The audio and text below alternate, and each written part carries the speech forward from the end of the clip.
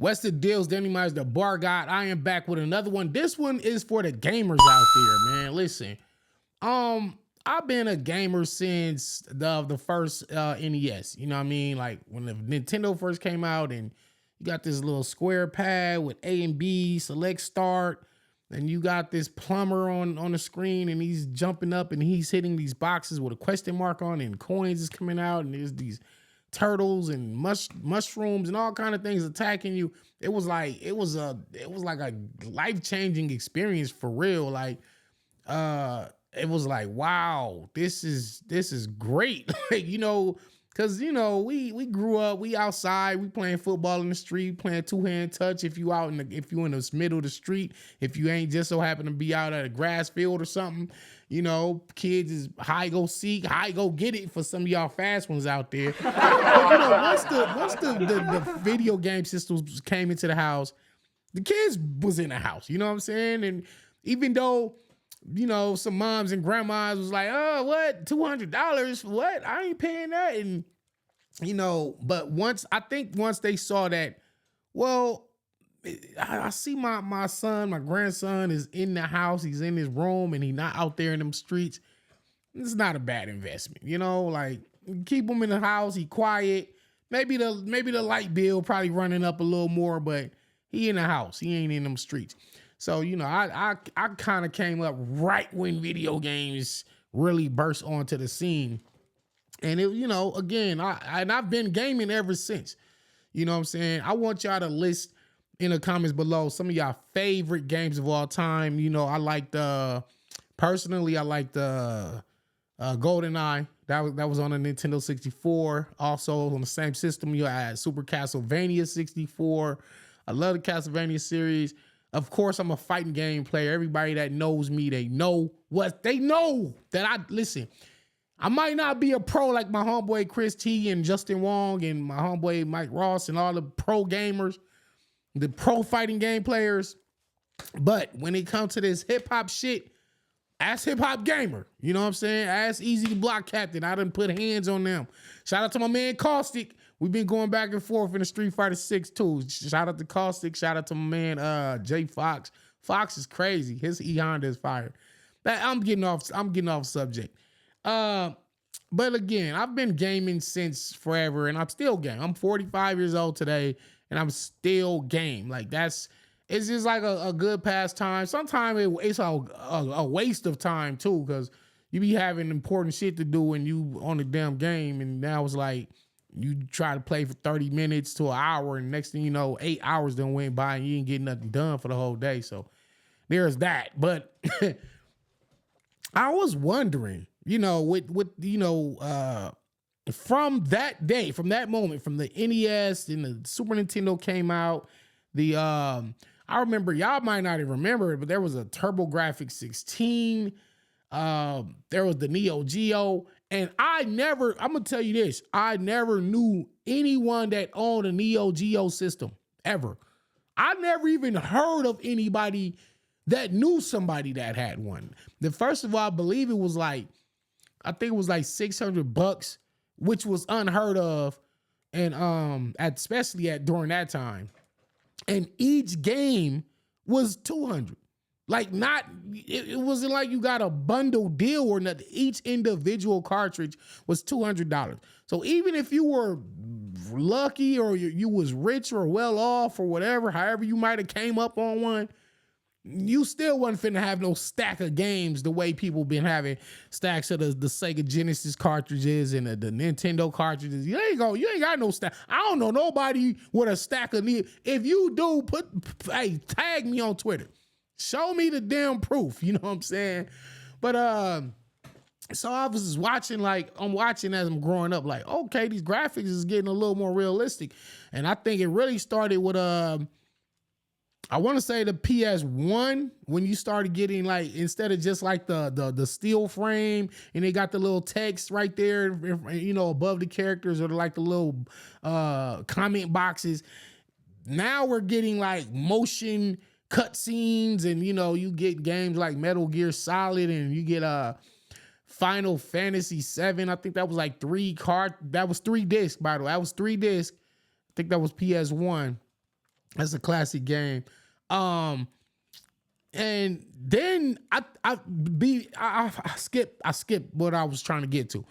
The point is, I've seen a Nintendo start off with the pad. You got the pad, then they come, it got the gun. You playing Duck Hunt, so it's got the gun, the pad. Then Nintendo came out with the power pad. Like you could run, you could get on the pad, you can actually stand on it. So they're like pushing the boundaries of where you can go with this thing.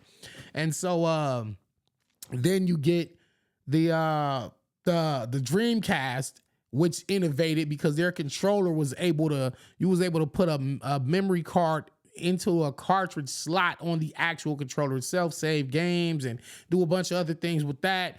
Then you had the Rumble Motion. Nintendo also came out with a Rumble Pack that made the controller shake as you're shooting or fighting or there's an explosion on the screen, you feel the rumble in the controller. And so now they're making these games a little bit more interactive, and now there's more realism, and it's realistic, and it's putting you in the game. It's making you go in the game, right? So, you fast forward to the Xbox One, you get the first Halo's classic. Shout out to Halo and Halo 2. I think everything else after that is kind of iffy, but them first two Halo games were absolute classics. Gears of War. But anyway, what I'm saying is, I'm pretty sure the PS6 is on the horizon, and whatever Xbox is gonna drop next. And I say to myself, all right, what would be the purpose? I'm trying to figure it out now. What would be the purpose of a new system if all you're gonna get is like maybe maybe a graphic overhaul, a little upgrade in graphics, different games, different IPs or whatever. But it's like, what is so different than like a few years ago? Like, yeah, the graphics are way cooler, but we're still like with a controller, and we have, you got your PC, your gaming monitor or whatever. You got your TV, and you got a controller. And it's like, we're in 2025, and I figured, like, if you would have asked me back 1996, 98, even the year 2000, 2005, where we would be with video games, I would have told you we'd be like having, I told my homeboy, I said we would have holographic visuals in our living rooms. Like, the game would be in our house. It would no longer be from us, the console, to your TV. It's now where we be in a virtual reality world where you're literally like in the game. And so, and now, so you got where you got the Oculus, and you have things of that nature where you can put on the goggles, and you can look around but I feel like the home consoles, like, have they reached their peak? Like, okay, what do you guys expect from the PlayStation 6? Because I'm pretty sure they're gonna be asking you for maybe $500 to $700 for it when it first releases, and now you gotta start collecting a whole new library of games. But it's like, what is the innovation? And I asked this too. I even go back to the first iPhone. I remember watching that Steve Jobs present the iPhone at that Big Apple conference, and he's telling you, like, we got a phone that doesn't have any buttons on it. It's just a screen, and you can dial from the, that was like a leap. That was a huge leap in technology. And then, of course, and until this day, listen, till this day, you still have like phones that are pretty much the same as the iPhone 1. Yes, we're on the iPhone 16 headed to the 17, but the general functionality has pretty much remained the same. Yeah, the phones got bigger, the screens are brighter, and but what is the next step in evolution of the phone, right? And so I was thinking about, when it comes to game consoles, what is the next step? When will, I feel like we're gonna get to a point where controllers, the physically being in your hand, is gonna be a thing of the past. It's gonna be obsolete as far as literally having a game controller in your hand. I feel like we're gonna get to the point where we're kind of like plugged into the matrix with this gaming shit. And I do feel like the first company that utilizes that or incorporates that is gonna really be the leaders of in evolution and technology as far as the whole gaming industry. Like somebody has to do something different at some point. I get it. You pretty much can only do what technology will allow you to do at this particular point in time. But I feel like behind the scenes, it might be Elon Musk. Who knows? It might be Elon, might be Bill Gates, might be somebody who we're not even thinking about is gonna come up with a gaming system where it is pretty much gonna be like telepathic. You are controlling the character from your thoughts, and the graphics won't be on like a screen. It'll be like you're in the game. And I do feel like that is the next step. That's where we're going to be headed as far as games go in the future. You know, because even when you look back, let's just look at these, let's just look at some of these gaming systems right here, right? Let's go back to the Atari, because that's the first one that I remember. I never had one, but I do remember. And then you had the ColecoVision, and look at the Nintendo, the first Nintendo, right? So when you look at that and then you fast forward to like the PS5, it's like it's a huge leap, but it kind of, as far as the functionality, is kind of remained the same. You got a controller, you got characters or pictures on graphics on screen, and you're controlling them with your hand. And it's pretty much the same general idea of, yes, of course, the sound, graphics, all that is just leaps and bounds from where it started. But the general idea is the same. And it's like, with the next iteration of gaming systems, are we going to still be doing the same thing over and over, and we're paying for a different upgrade in the system, but generally getting the same thing? And another thing I want to ask you, let me ask y'all this. Yes, games have become brighter and bigger and like movie quality, and like they're putting hundreds of millions of dollars into these games, and yes, you get like a full movie experience with these games, right?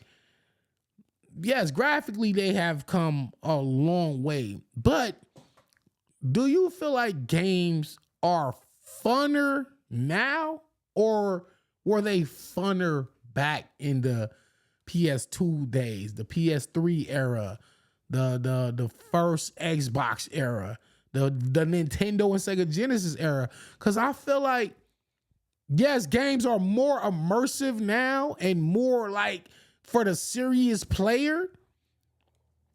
And I understand like Nintendo's direction of, let's just keep things simple and fun, family oriented. So yes, the Nintendo games are fun, but I mean, in 2025, are video games still fun? You know, like, yes, you're having fun when you're playing it, but is it in the sense of like that the childhood, or the it just brings back the nostalgia of it's Saturday morning, I got my bowl of cereal, I got the cartoon going, and now I'm on this game, and I'm just locked into this game for hours upon hours. I don't know if games, and I probably thinking, because now I'm looking at it from a viewpoint of when I'm 8-9 years old playing video games to I'm 45 now still playing video games. It's like, did I just grow out of the fun part, or am I not tripping? Like, or games just really just not as fun as they used to be? I don't know. Y'all let me know y'all thoughts in the comments below. Let me know what do you feel like the future of gaming is, and what do you foresee coming in the next iteration of the next system or two? When will we get to the point where we are literally and truly in the future of gaming. What will that look like? Y'all let me know. And yeah, it's Danny Mike's Bar Guy. Subscribe to the channel. I got a lot more content on the way, man. I'm gonna be dropping consistently. We going up this year, like I said. Peace.